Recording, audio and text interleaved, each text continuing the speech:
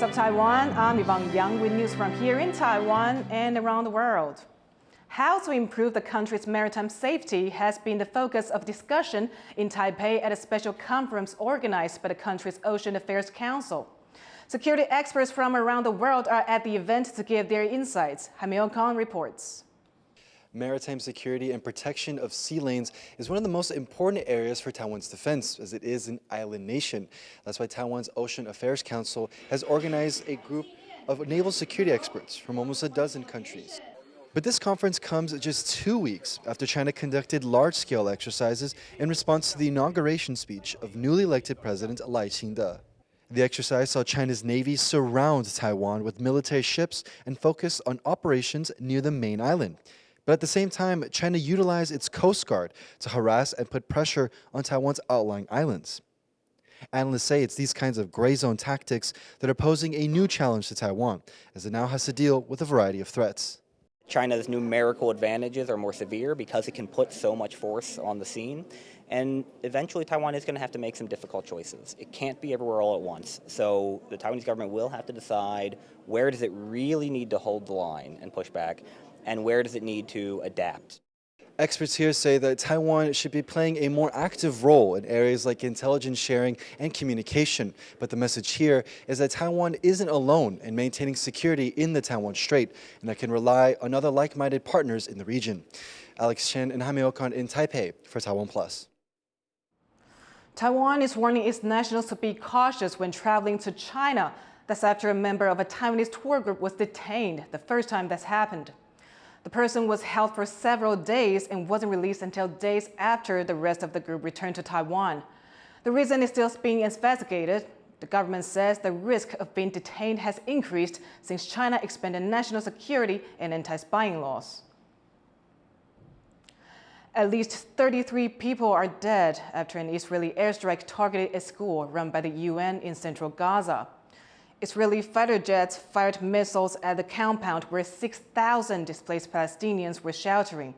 Israel's military says it was targeting up to 30 Hamas fighters it says were operating out of the school. The United Nations has condemned the attack.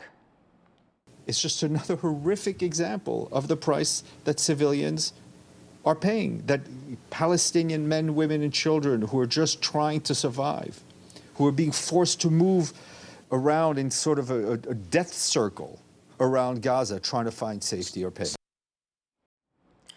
A controversial reform bill that triggered fistfights among lawmakers and huge protests on the streets is being sent back to the legislature.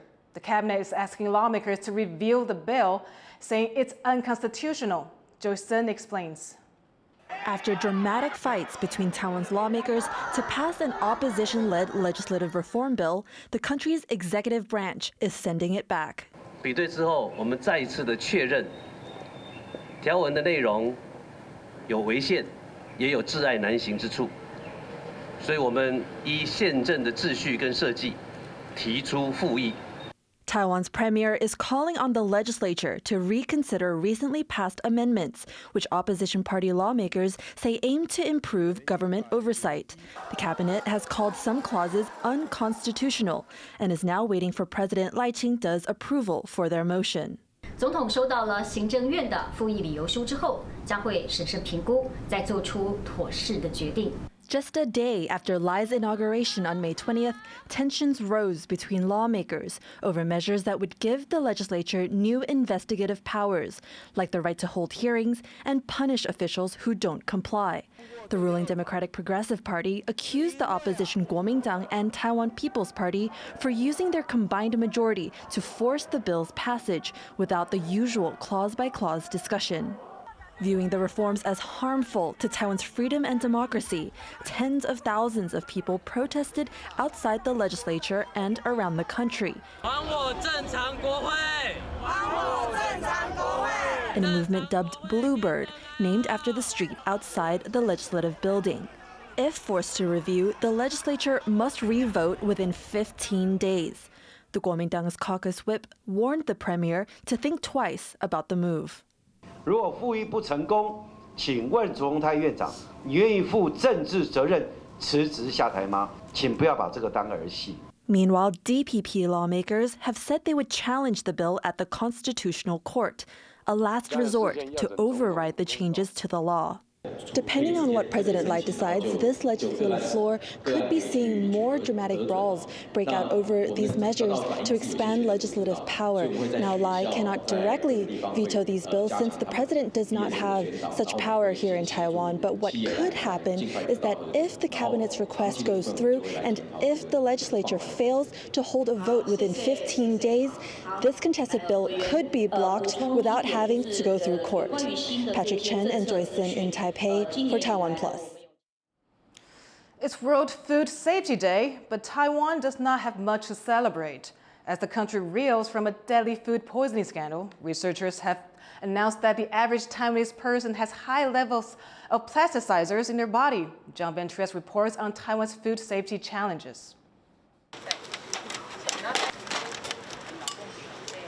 When it comes to eating out, Taiwan is a plastic country. From plastic takeaway bags to plastic cutting boards and cutlery, plastics are an inescapable part of dining. And researchers say this has led to a problem: unusually high levels of plasticizer building up inside people's bodies. Research links plasticizers with a range of health problems, from cancer and fertility issues to congenital disorders. And a new study by Taipei Medical University and the National Health Research Institutes compares Taiwanese people to those in several other countries. They found people in Taiwan have 2 to 7 times as much plasticizer in them as people in Europe and the United States. This has researchers concerned. 从我们的脑部到我们的这个甲状腺，或者是女性的卵巢、男性的睾丸，其实都会受到影响。我们担心的是一些长期暴露呢，可能导致一些儿童的发育上面的一些问题。 The timing of this announcement, just before World Food Safety Day, puts a fresh spotlight on Taiwan's food safety woes. Taiwan has a history of food safety scandals. In March alone, Taiwan saw reports of a toxic dye used in chili powder, followed at the end of the month by a mass poisoning at a Taipei restaurant, which just this week claimed a 5th life after a long battle in hospital. And these scandals go back years. Memories of a tainted cooking oil scandal a decade ago, for instance, are still strong. On the streets of Taipei, it's clear food safety is on people's minds, both among shoppers and vendors. 其实我觉得是有进步了啦，但是大部分的人还是比较没有这方面的概念。而且台湾还有一个很特别的现象，就是时间一过了，就会忘记了啊，什么地沟油啦，什么塑化剂啦，就是时间一过了，然后那个新闻一被洗过去之后啊，大家好像就忘记了。 你政府这样一直宣导没有用啊，要你自己店家本身自己去做才有用啊。以前我妈妈在做的时候都是用那种塑胶的，那我接手以后就把它换掉了，因为那种东西对身体不好吧。 And while some individuals are making changes away from plastic, it's still a minority of cases here. With everyone from people on the street to medical professionals concerned, it looks like Taiwan has a lot of work to do, both to make sure that the food that's on sale meets standards and to convince the public that the food they eat is safe. Leon Lien and John Van Trieste in Taipei for TaiwanPlus. Record rent and produce prices are driving up Taiwan's Consumer Price Index. The index, which measures the average price of consumer goods, grew 2.24% in May, up over 0.2% compared to the same period last year, and surpassing the 2% inflation warning mark. Officials say unstable weather is driving up produce prices. Rent increases also hit a 28-year high in May, going up by 2.6% year-on-year. Traditional Taiwanese theater has made its way to the European stage, where one opera troupe is showcasing a haunting performance at the Prague Fringe Festival. Rhys Ayres reports. The Whisper of the Waves. A performance art piece by a Taiwanese opera troupe has made its way to Europe, the first from Taiwan to perform at the Prague Fringe Festival.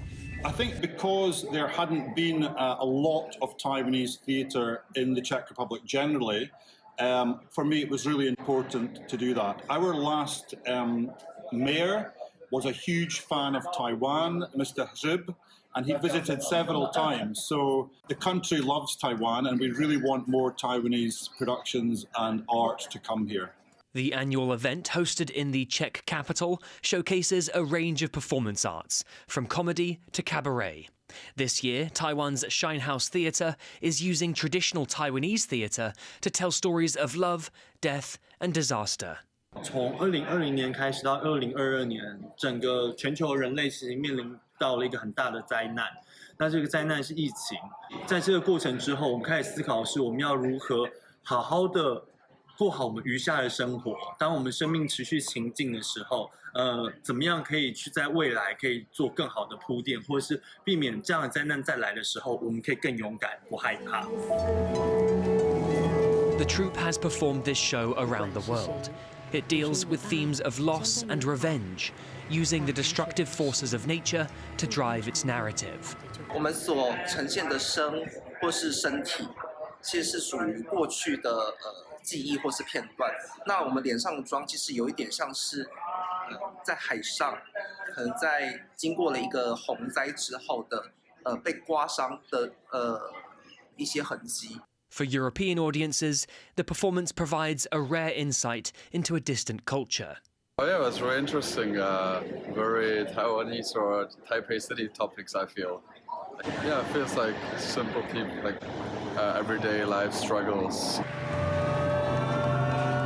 And for this Taiwanese troupe, it's a chance to share their traditional style of theatre with new audiences. Justin Wu and Rhys Ayres for TaiwanPlus. Fishing communities around the world are under threat as rising sea temperatures lead to waves of coral bleaching. Our reporter Gov't looks at a village in Thailand grappling with climate change. A crisis is brewing in the waters of Thailand. Coral bleaching is spreading at an alarming rate, due primarily to record high ocean temperatures. Local marine authorities say 50% of corals in the Gulf of Thailand are now experiencing bleaching, which is when distressed corals expel the algae that give them color and keep them healthy. And it's getting worse.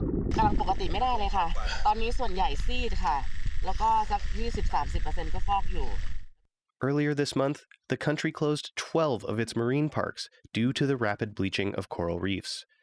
Waters here are reaching temperatures as high as 33 degrees Celsius, and biologists are referring to this aspect of global warming as global boiling.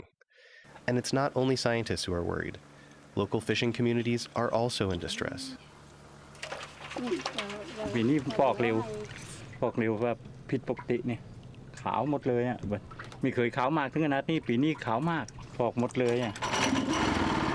lived off the sea for generations, with local fishers making as much as $270 per day on their catch. But without healthy corals that provide food and shelter to the marine wildlife, that's down to just $55 a day. Some days, they catch nothing at all. The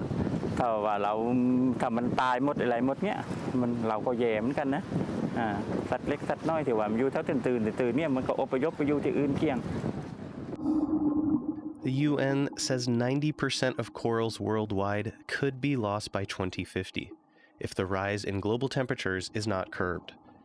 Scientists say the best way to do that is to limit greenhouse gases causing climate change.